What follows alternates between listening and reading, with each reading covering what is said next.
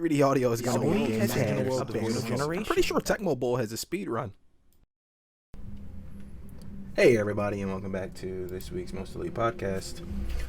Today we're just talking really quickly about the Netflix Resident Evil trailer. Maybe some other stuff if I can't think of anything. But yes, the Netflix Resident Evil trailer was announced today. It shows off a dystopian future where evil is unleashed or whatever they're selling. The reason I'm okay with this and not okay with, let's say, like Welcome to Raccoon City is because Resident Evil as a universe has so many stories to tell, and you don't have to include the mainstay characters, Leon, Claire, Chris, Joe. You don't have to put them in the show or the movie. You don't have to do that to make it good.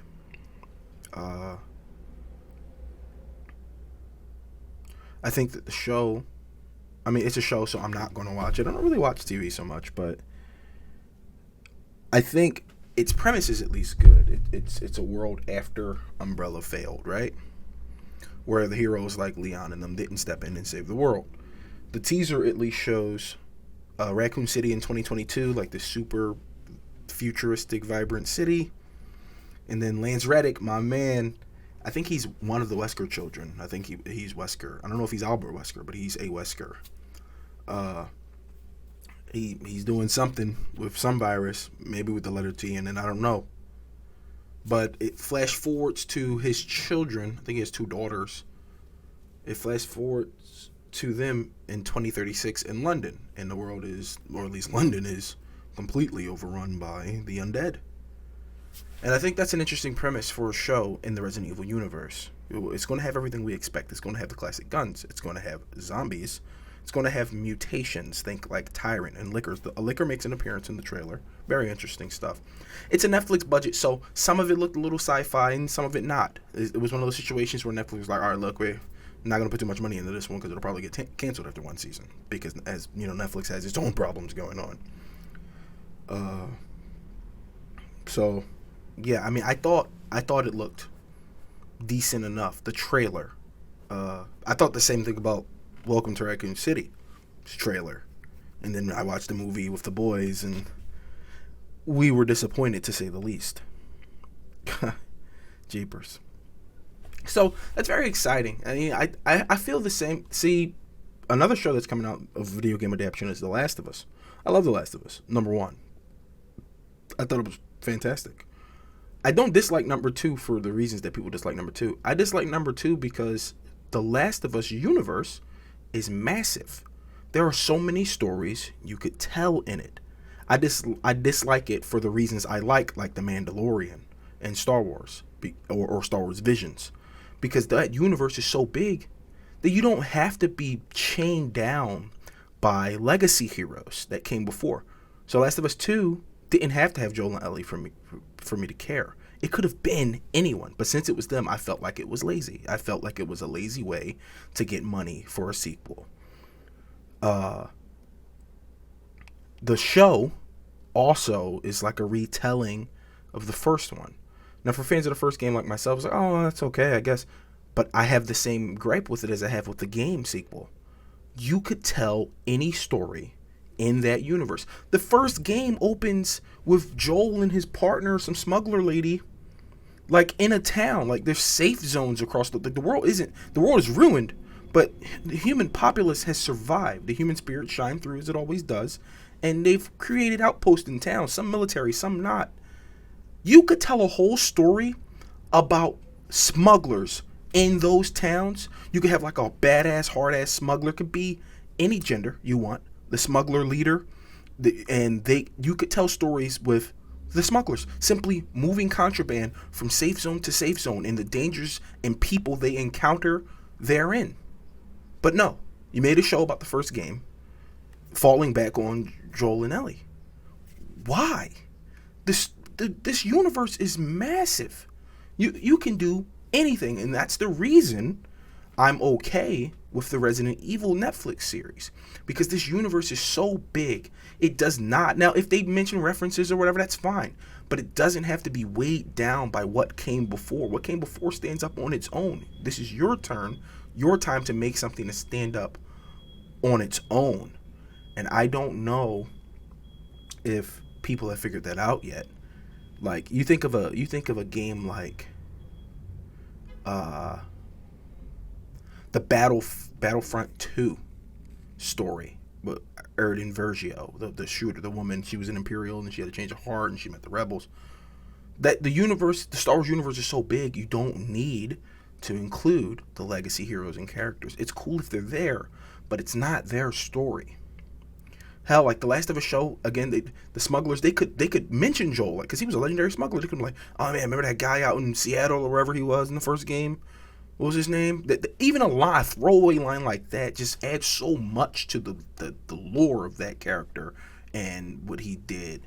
Tess was her name. I didn't want to give her short shrift. Tess was his smuggler partner's name, and they were romantic partners as well. It wasn't explicitly stated, but they were. Yeah, I mean, I just feel like, so for the Resident Evil show, it doesn't, at least the trailer hasn't shown like any legacy heroes and stuff. And this is a good thing. They got to move away from that. Like Resident Evil 7 revitalized the series, and only at the end of the game do you see Chris. He shows up at the very end of the game. Resident Evil 8, same deal. Chris is in it, and you even play as him, but you play as him at the very end of the game. And it's not his story. This universe is so big, it doesn't have to be those heroes, those old hero stories anymore. I said this about Resident Evil back when 6 came out, and it was like Leon's like 40 now, and Chris is, they're getting up there in age. And I was like, man, they're going to reboot these games repeatedly for money, which they sort of did. 2 came out, 3 came out, reboots, both made a lot of money. But alongside those, we got 7 and 8. I was like, or they're going to introduce new heroes. Ethan was the new hero for 7 and 8, and then I guess you'll play as his daughter in 9 if we ever get a 9, or whatever the situation. But you got to introduce new heroes to keep franchises alive. It's not like comic books where you can just write them forever. It's video games and TV. People grow up. There's certain games, like the Resident Evil series specifically, takes place in the same timeline as our timeline, so they are aging in accordance with the years that pass in real time. Last of Us, same deal. 1 and 2, they aged considerably between those games because it passed in real time. I just wish that they told a different story, which is why I don't want to say excited for the Resident Evil Netflix show, but I'm optimistic that it'll at least be watchable.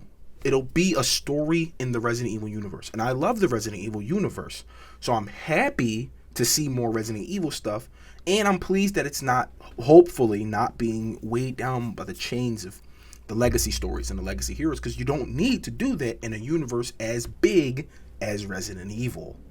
So it's really, really exciting stuff to come across that today and see that the trailer is out, and hopefully that was just a teaser. Hopefully they'll release a full 3-minute trailer or something. Netflix has another fantastic zombie show, Kingdoms, based off a manga or webtoon or whatever. Very well done.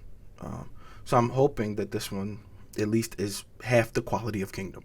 And that's crazy because Kingdom's super good. Resident Evil's worldwide. It's known everywhere, but its movie properties made a lot of money. I don't like those movies so much. They were just sort of all over the place in terms of the lore. They created their own, like the Marvel movies, they created their own lore and just sort of ran with it. Can't hate them for that. I just wished if they were going to include, see, that's the problem. They included all these legacy heroes and characters. That's why the first one is watchable, because it doesn't really include anyone. It's just sort of like a story in the Resident Evil universe. Say what you will about that first one, it's a well-paced action movie, right? The rest, they sort of just become this amalgam of character callbacks and references and doing whatever the fuck they want. So it was really, they even stole the fight scene from 5 straight out of 5 and put it in the movie. It's like, this shit is fucking lazy. I don't like the lazy stuff, and I know writers are better than that. So that's why I don't like this movie so much. Welcome to Raccoon City was pointless meandering. Wasn't even really pandering either. It had the legacy characters, but they were completely rewritten to fit someone's idea of them. The only one who even felt real was Chris. The others were like, well, I guess Jill maybe, but I don't know. It was an ensemble film, but it didn't give the characters any time to grow. It just sort of ran through the paces, and it felt like it left up. I want to see the uncut version of that movie, because there could be a good movie in there. What we got wasn't, but there could be one, and that really interests me. So yeah, I'm excited for the show. I'm excited for possibly a good story in the Resident Evil universe coming up in July when it releases on Netflix. I'm excited for that. So anyway, that's my time today. Thank you everybody for listening.